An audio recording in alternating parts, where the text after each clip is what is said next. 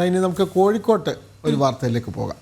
കോഴിക്കോട്ട് ബീച്ച് ആശുപത്രിയിലും പരിസര പ്രദേശങ്ങളിലും ലഹരി മാഫിയ താവളമാക്കുന്നതിൽ മനുഷ്യാവകാശ കമ്മീഷന്റെ ഇടപെടൽ. അടിയന്തര നടപടി സ്വീകരിക്കാൻ ഒരാഴ്ചയ്ക്കുള്ളിൽ റിപ്പോർട്ട് സമർപ്പിക്കാനും ജില്ലാ പോലീസ് മേധാവിക്കും ഡെപ്യൂട്ടി എക്സൈസ് കമ്മീഷണർക്കും നിർദ്ദേശം നൽകി.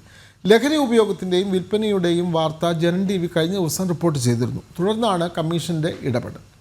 വിവരങ്ങളുമായി ദിസ്ന സുരേഷ് ചേരുന്നു. ജനം ഇമ്പാക്റ്റാണ് വാർത്ത. ദിസ്ന, കോഴിക്കോട് അവിടെ ബീച്ച് ആശുപത്രിയിലും പരിസരത്തും ലഹരി മാഫിയ താവളമാക്കുന്ന വാർത്ത ജനം TV നേരത്തെ നൽകിയിരുന്നു. എന്തായാലും വാർത്തയ്ക്കൊരു തുടർ നടപടിയായിരിക്കുന്നു. ഇക്കാര്യത്തിൽ മനുഷ്യാവകാശ കമ്മീഷന്റെ ഇടപെടൽ. കൂടുതൽ വിവരങ്ങൾ ദിസ്ന സുരേഷ്. തീർച്ചയായും വിനോദ് സൂചിപ്പിച്ചതുപോലെ തന്നെ കോഴിക്കോട് ജില്ലയിൽ വർദ്ധിച്ചു വരുന്ന ലഹരി കേസുകൾ കൂടാതെ തന്നെ അതിലെ പ്രധാന താവളവുമായാണ് ബീച്ച് ആശുപത്രി മാറുന്നത്. സാധാരണക്കാരായ, പ്രത്യേകിച്ച് തീരദേശ മേഖലയിലെ സാധാരണക്കാരായ ആളുകൾ ഏറ്റവും കൂടുതൽ ആശ്രയിക്കുന്നത് ബീച്ച് ആശുപത്രിയാണ്. ഈ ബീച്ച് ആശുപത്രിയോട് ചേർന്ന് ഒരു ലഹരി വിമോചന കേന്ദ്രമുണ്ട്. ഈ ലഹരി വിമോചന കേന്ദ്രത്തിന്റെ പരിസരത്താണ് ഇത്തരത്തിൽ വലിയ രീതിയിൽ വ്യാപകമായി ലഹരി മരുന്ന് ഉപയോഗിക്കുന്നവരുടെ കേന്ദ്രമായി മാറുന്നത്. ഈ അഡിക്ഷൻ സെന്ററിൽ എത്തുന്ന ആളുകൾ അവരുടെ അതായത് ചികിത്സ കഴിഞ്ഞു പുറത്തു പോകുമ്പോഴേക്കും ഒരു സംഘം, അതായത് ഇത്തരത്തിൽ ലഹരി വിതരണം ചെയ്യുന്ന ആളുകളുടെ കയ്യിൽ പെടുകയും അവിടെ നിന്ന് ഈ ലഹരി ഉൽപ്പന്നങ്ങൾ വാങ്ങുകയും അവിടെ നിന്ന് തന്നെ അത് ഉപയോഗിക്കുകയും ചെയ്യുന്ന ഒരു കാഴ്ചയാണ് കഴിഞ്ഞ ദിവസം ജനം TV വാർത്തയാക്കിയത്. നമ്മൾ ആ വാർത്തയിൽ പ്രത്യേകം കണ്ടതാണ്.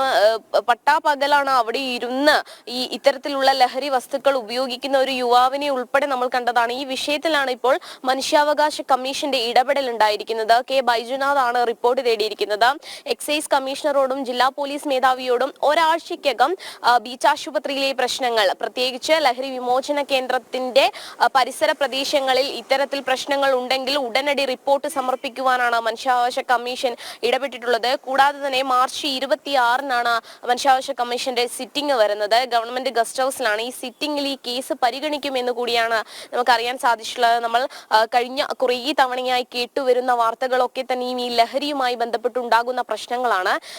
ഈ ലഹരി ഉപയോഗിച്ച് ബീച്ച് ആശുപത്രിയിൽ എത്തുന്ന സാധാരണക്കാരായ രോഗികളെ ഉൾപ്പെടെ കയ്യേറ്റം ചെയ്യുന്ന അവസ്ഥയും നമ്മൾ കണ്ടിരുന്നു. അവിടെ പാർക്കിങ്ങിലുള്ള സെക്യൂരിറ്റി ജീവനക്കാരന്റെ ഉൾപ്പെടെയുള്ള ഓഡിയോ ക്ലിപ്പുകൾ സഹിതമാണ് നമ്മൾ ആ വാർത്ത പുറത്തുവിട്ടത്. ആ വാർത്ത പുറത്തുവിട്ടതിന് ശേഷമാണ് ഇത്തരത്തിൽ മനുഷ്യാവകാശ കമ്മീഷന്റെ ഇടപെടൽ ഉണ്ടായിരിക്കുന്നത്. ഇത്തരത്തിൽ ലഹരി മരുന്ന് ഉപയോഗിച്ച് അവിടെ ദിനം പ്രതി ആളുകൾ എത്തുന്നു.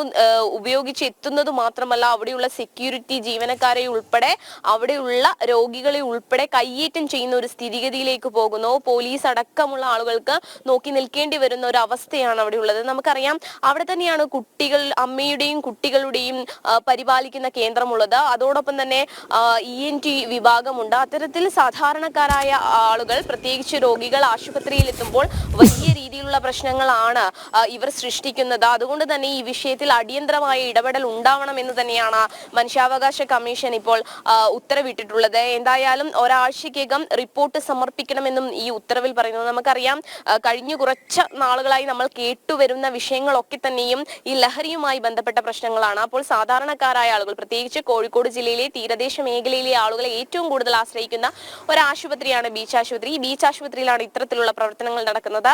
നമ്മൾ ആ വാർത്തയിൽ കാണിച്ചതുപോലെ തന്നെ പട്ടാപകൽ അടക്കം അവിടെ ഇരുന്ന് ലഹരി മരുന്ന് ഉപയോഗിക്കുന്ന ഒരു കൂട്ടം യുവാക്കൾ അല്ലെങ്കിൽ ആളുകൾ, അവരെ കേന്ദ്രീകരിച്ച് വിൽപ്പന നടത്തുന്ന സംഘങ്ങൾ, അവർ വലിയ രീതിയിലുള്ള പ്രശ്നങ്ങൾ, കയ്യാങ്കളികളൊക്കെ തന്നെയും സൃഷ്ടിക്കുന്നു.